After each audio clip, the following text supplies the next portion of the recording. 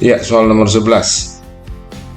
Diberikan sebuah batang tipis homogen dengan panjang 3 meter dan masanya 0,18 kg atau 180 gram ya, berputar dengan poros di pusat massa seperti pada gambar. Jika poros putar digeser ke kiri sejauh 0,5 meter, maka momen inersia batang menjadi berapa? Nah, untuk yang pertama, momen inersia ketika di pusat massa, ini namanya I0. Momen inersia rumusnya adalah 1/12 mL kuadrat. Untuk batang ya, tongkat. Nah, ini akan sama dengan 1/12 M-nya tadi di sini 0,18 kg ya, akan dikali dengan panjangnya 3 kuadrat. Nah, ini kalau dikuadratkan nilainya ini 9. Maka nanti kalau sama-sama dibagi 3, ini 3, ini 4. Berarti nanti hasilnya 3/4 dikali 0,18. Satuannya kilogram meter kuadrat. Nah, untuk yang kedua, ketika dia nanti digeser, misalkan digeser dia ke sini, nah dia diputar di sini, pergeserannya ini 0,5 meter, maka nanti di sini I paralelnya menjadi I0 ditambah M D kuadrat. D itu apa? Ini pergeserannya. Oleh karena itu nanti I paralelnya, I0 nya sudah kita dapat tadi segini, kita masukkan 3/4 dikali 0,18, nanti ditambah M nya tetap 0,18, itu dikali dengan setengah meter. Setengah itu kita buat ini kuadrat. Nah, ini kalau kita kuadratkan nanti hasilnya ini kan akan sama dengan 1/4. Nah, sehingga boleh kita keluarkan nanti di sini ada angka 0,18, di sini ada angka 0,18, kita keluarkan 0,18 dikali 3/4 tambah 1/4. Nah, hasilnya ini adalah 1 ya. Nah, nilainya ini 1, sehingga nanti hasilnya ini adalah 0,18 kg meter kuadrat. Berarti jawabannya adalah E. Soal nomor 12, perhatikan gambar berikut. Nah, di sini ada silinder tipis A, masanya 4 kg, kemudian ada silinder tipis B, masanya 2 kg. Nah, piringan A diputar dengan kecepatan 4,4 radian per sekon dan piringan B dalam keadaan diam. Nah, kedua piringan memiliki momentum inersia ya. Momen inersia rumusnya setengah mR kuadrat. Jari-jari piringan A adalah 0,3 meter atau 30 cm, jari-jari piringan B 20. Setelah digabung, nah ini garis bawah yang digabung, kedua piringan berputar bersama-sama. Kecepatan sudutnya berapa?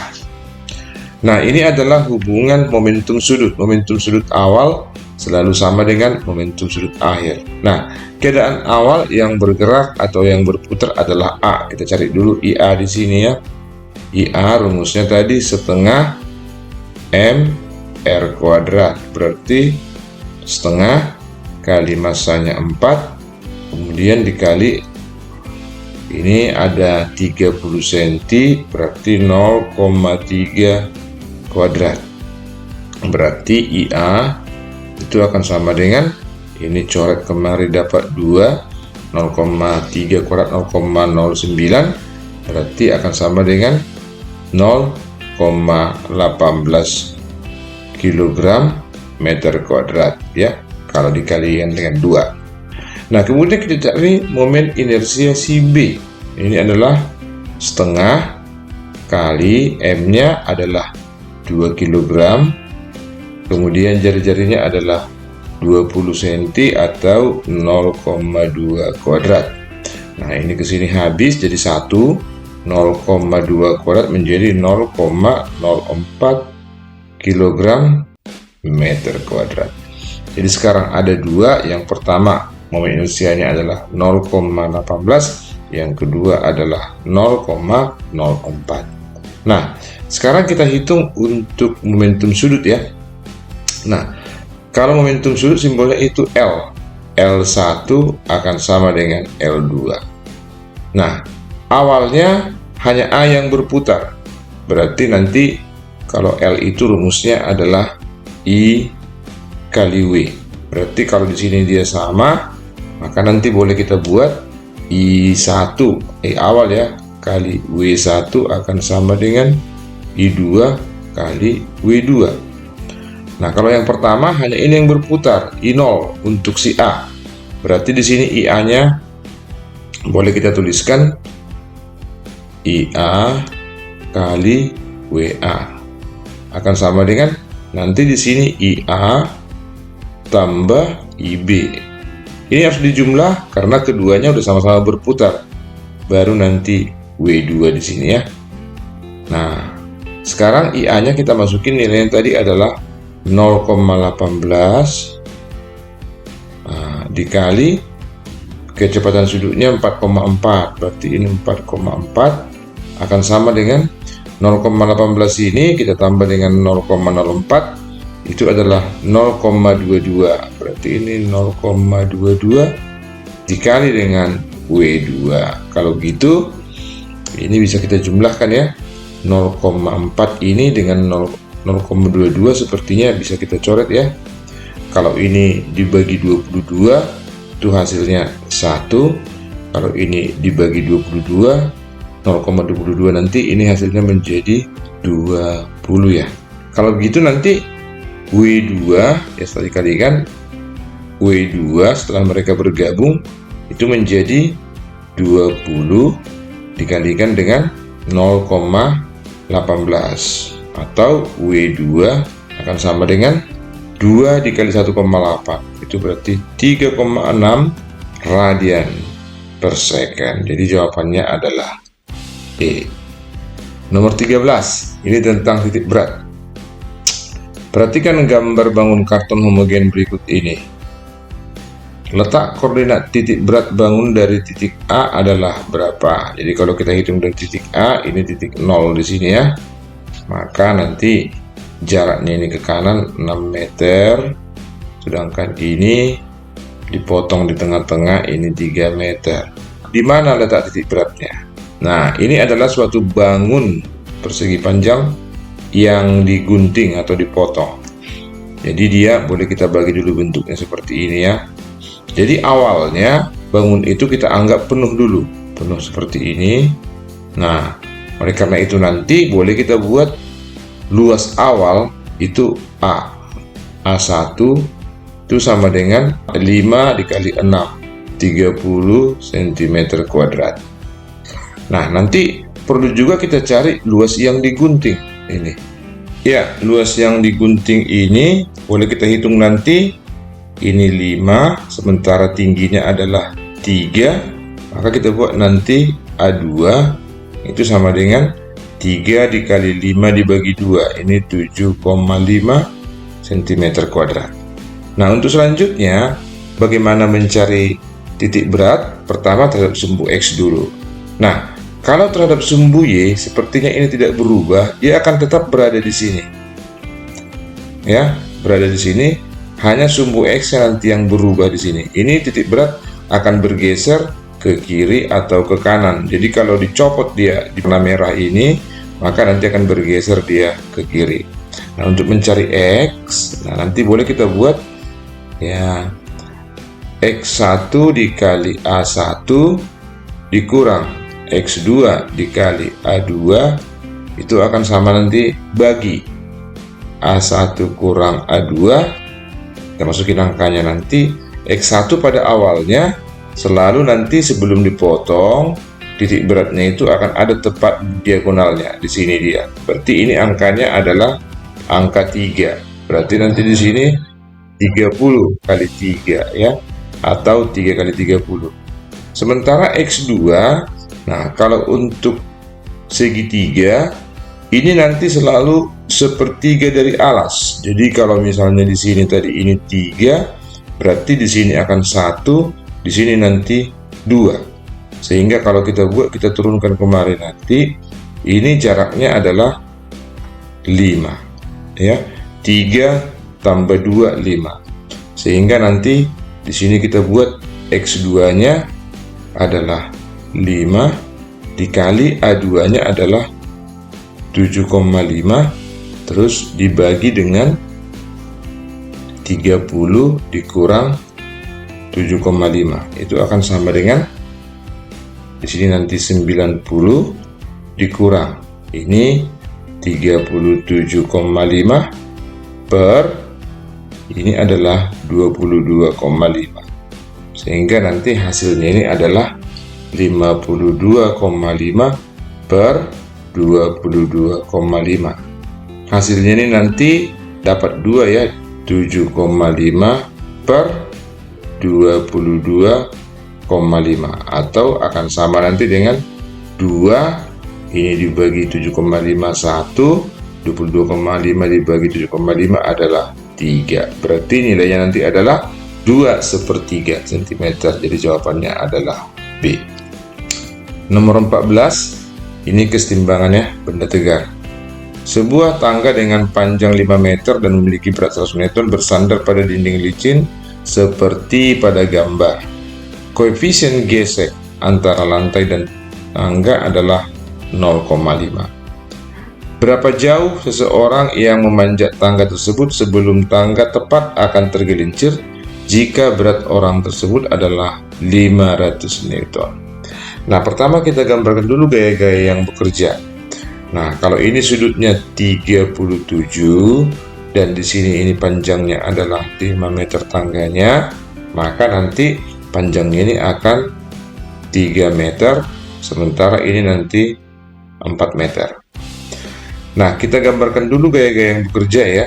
Pertama, gaya gesek bekerja ke sini, ini nanti F gesekan, kemudian reaksi dinding akan bekerja kemari. Nah, nanti kalau kita lihat di sini, ini kita akanlah reaksi dinding ND, normal dinding ya. Dari sedangkan di sini adalah F gesekan. Sehingga nanti dia setimbang sigma Fx akan sama dengan 0. Dari sini kita peroleh bahwa F gesekan akan sama dengan reaksi dinding. Nah, kemudian nanti hal yang kedua adalah sigma Fy-nya harus sama dengan 0. Tangga itu pusat beratnya adalah berada di tengah-tengah. Berarti nanti ini akan mempunyai berat arahnya kemari, jaraknya ini kemari nanti. Nah, karena ini 4 ya, maka di sini nanti 2. Kemudian orang ini sini itu jaraknya ke sini, boleh kita sebut X ya. Nah, X nanti dia. Nah, berat tangga di sini tadi adalah 100 Newton. Sementara berat orang yang ini tadi, yang ini ya, saya buat di sini adalah 500 Newton. Sehingga nanti berat totalnya, W total itu adalah 600 Newton. Untuk apa ini? Untuk menghitung gaya gesek nanti ya. Oke, pertama kita buat dulu F gesekan. Kembali ke atas, F gesekan rumusnya adalah mu kali berat ya, kali W atau mg. Nah, mu-nya di sini ada 0,5, ini 0,5, W-nya tadi adalah 600. Berarti nilainya ini adalah 300 Newton. Karena F gesekan sama dengan gaya reaksi dinding, maka gaya reaksi dinding juga nanti akan 300 Newton. Yang kedua, kita masuk ke rotasi ya. Nanti pusat massanya kita buat di mana ada gaya bekerja ya. Di D ini lebih banyak gaya bekerja ya. Ada gaya berat ke bawah di sini tadi, kemudian ada gaya gesek. Sehingga nanti boleh ini seolah-olah nanti ini akan dipaksa berputar kemari. Kemudian nanti untuk berat tangga seolah-olah dipaksa dia muter kemari, dan berat orang juga dipaksa muter kemari. Dia setimbang itu karena sigma torsi sama dengan 0 ya. Jadi nanti putaran ke kiri harus sama dengan putaran ke kanan ya. Torsi 1 ya, torsi 1 harus sama dengan torsi 2. Nah, ini kita buat nanti torsi 1, sementara yang 2 ini kita sebut nanti torsi 2. Nah, torsi rumusnya adalah F kali L ya. Torsi rumusnya adalah F kali L atau boleh juga F kali R ya. Nah, agar ini setimbang, torsi satunya nanti adalah sebesar ND ya, ND dikali jaraknya ke titik pusat. Jadi kalau kita perpanjang ini terus kita buat kemari, inilah nanti yang menjadi L1, berarti sama dengan 3. Berarti ND kali 3 harus sama dengan berat tangganya 100 ya. Yang ini dikali jaraknya dari sini adalah dari pusatnya ini kemari adalah 2, baru ditambah nanti berat orangnya 500 dikali X gitu. Nah, nanti kalau kita kalikan di sini, ND ini kita ganti dengan 300 ya, karena tadi sudah ada nilainya, hapus dulu. Maka nanti kita masukkan nilai yang 300 ini 300. Maka nanti 900 akan sama dengan 200 ditambah 500X. Ini ada 3 suku, ya 900 tadi kurang, saya tulis begini. Maka nolnya 2 bisa dicoret masing-masing, karena ini 3 suku, nolnya masing-masing 2. Sehingga nanti kalau kita pindahkan angka 2 kemari, maka 7 akan sama dengan 5X. Berarti X akan sama dengan 1,4. Nah, apakah ini jawabnya? Jawabnya di sini bukan, karena yang ditanya adalah tingginya, naik dia kemari, tingginya berapa? Ya, hubungan sumbu X dengan bidang miring itu pakai cos. Berarti cos 37 boleh kita buat nanti di sini 0,8 sama dengan samping per miring. Berarti nanti di sini sampingnya adalah X besar 1,4 dibagi miringnya kita belum tahu, kita buat aja huruf M ya. Oke, maka nanti untuk mencari huruf M ini, M akan sama dengan 1,4 dibagi 0,8 atau akan sama dengan 14 dibagi 8. Kita perkecil, sama-sama dibagi 2, 7/4. Kalau 7/4 itu berarti 1/3/4. 1/3/4 adalah 1,75. Jadi hasilnya adalah B. Nomor 15. 5 buah pegas identik disusun secara berbeda seperti pada gambar di bawah. Nah, yang jadi pertanyaan adalah perbandingan konstanta gas antara susunan A dan susunan B. Susunan A di sini, susunan B. Nah, menghitung hubungan seri paralel pada pegas itu kebalikan dari resistor. Berarti kalau di sini ada 3 paralel, itu ditambahkan langsung ini menjadi 3K. Kemudian ini menjadi 2K.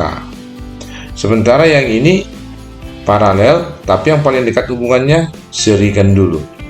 Kalau diserikan ini nanti sama seperti menghitung paralel untuk resistor, ini menjadi setengah K, karena 1/K tambah 1/K.